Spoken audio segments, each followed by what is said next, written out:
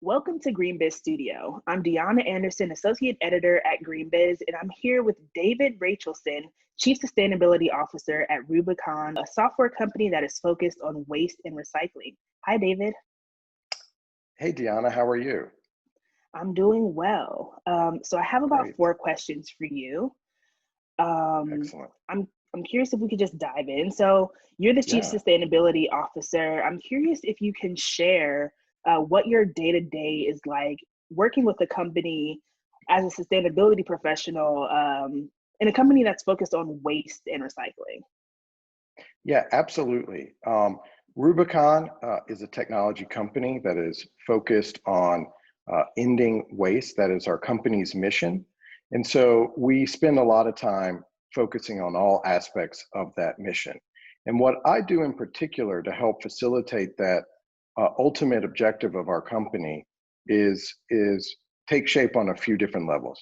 So first and foremost, myself and my very talented team looks at a variety of environmental metrics and make sure that our reporting, both internal and on behalf of our customers, is really leading in the industry and also a value add for both ourselves as a B Corp and a company really focused on not only generating a strong business return, but a strong environmental and social return, and that of our customers who are looking for data to help them quantify their goals as it relates to waste reduction, recycling, and the circular economy.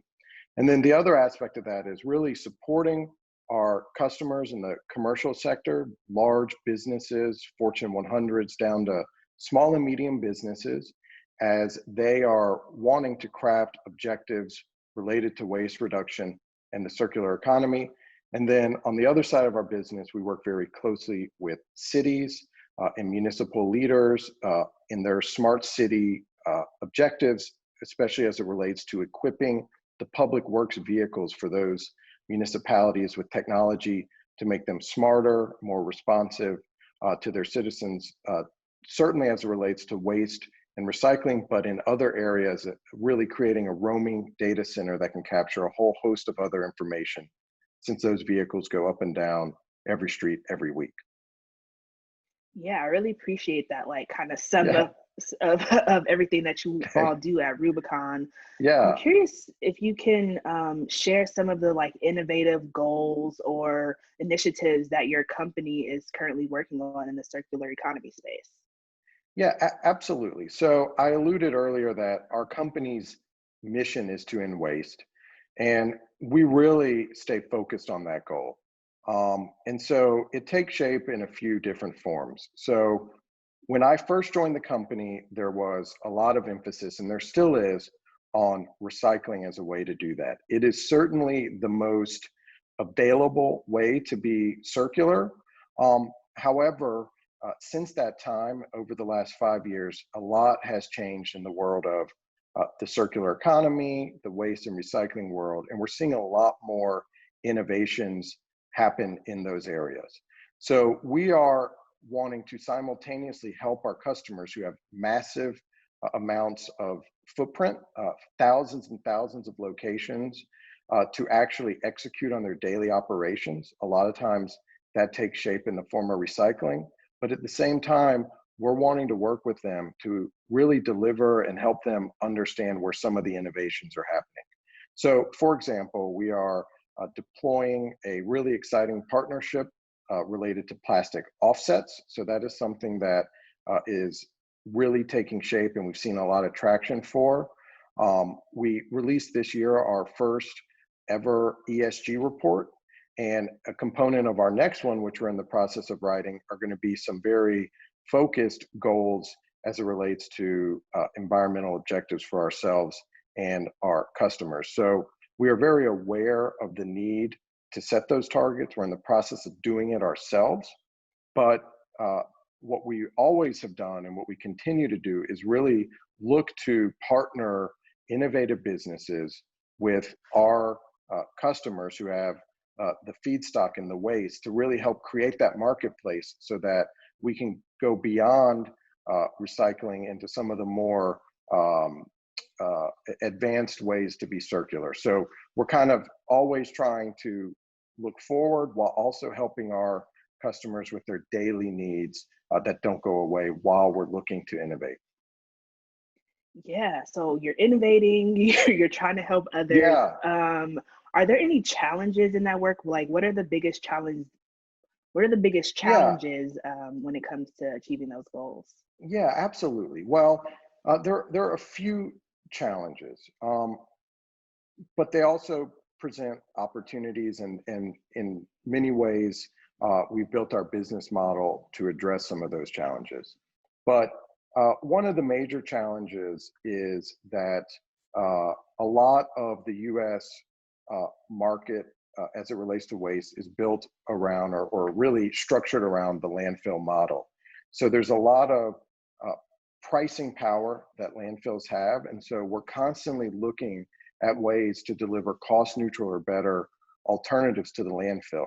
And that is a challenge, but also an opportunity. Our business model, by being asset light, we're a technology company, we're able to connect the hauler network with the business community.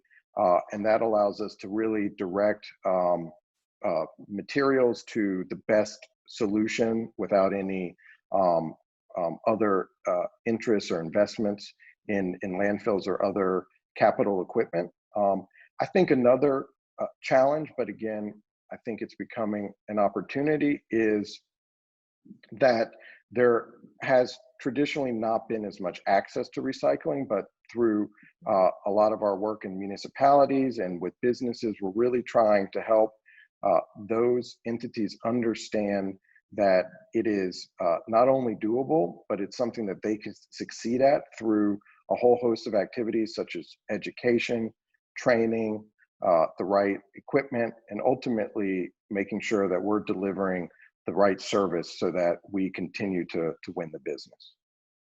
Yeah, winning winning is important, especially as we Yeah, take on climate change in all these different ways. And that kind of yeah, brings me to my last question for you. yeah, So you wrote an article for GreenBiz a couple of months ago, and I'm going to read a little bit of what you wrote. As an optimist, I'm confident that the next 10 years will yield unprecedented innovation in the environmental and social spheres, and that we will avoid catastrophic impacts of climate change. So you talk about being an optimist in that statement. I'm curious about what keeps you optimistic and hopeful. yeah, absolutely. Well, I think a few things. One is, and a lot of that has really played out even in the past few months as we are in the midst of an unprecedented and unfortunate global health pandemic, and also associated economic turmoil.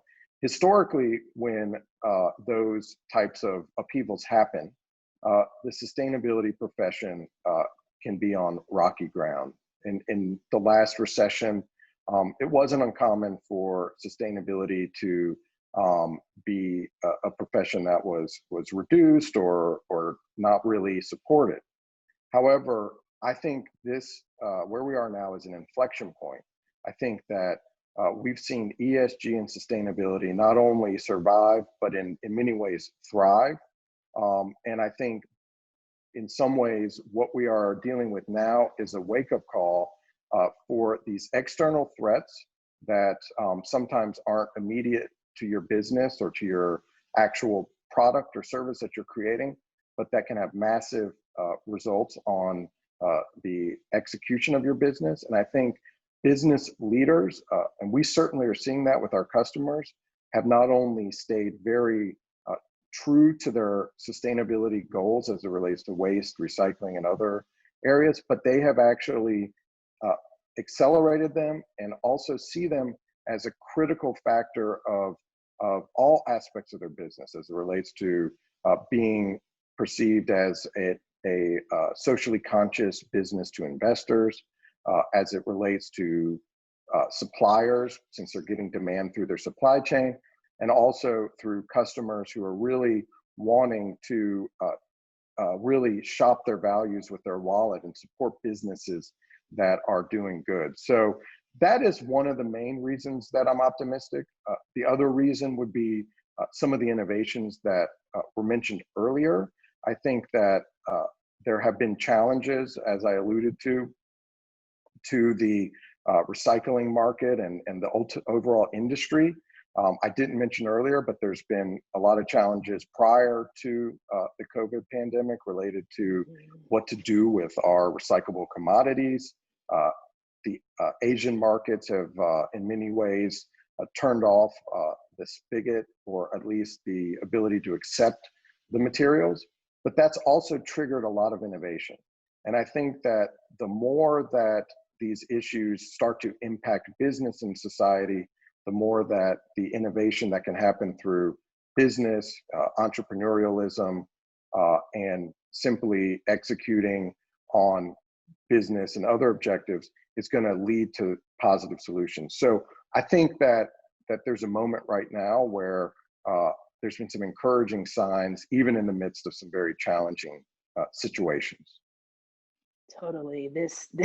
We have to be optimistic and we have to innovate. So Yeah. I totally understand that position. Right. And that doesn't mean it's not challenging, or it's not going to be, it's not easy by any stretch of the imagination. But I think more businesses like Rubicon, which are singularly focused on a mission, or other businesses who aren't necessarily as mission focused as its core, but are using their business to impact other aspects of society. I think ultimately business is now really seen as a force for good, and that's a stark contrast to just 30 years ago when it was not perceived that way. And I'm hopeful, optimistic, and I think it's important that it continues to do that. And that's why I'm optimistic. Great. Well, I think that's a great note to end on. Thank you so much, David, for joining us at Green Biz Studio. It's my pleasure. And thank you for all that you do to advance these very important topics on behalf of sustainability professionals, but also the business community at large. You just heard from David Rachelson, Chief Sustainability Officer at Rubicon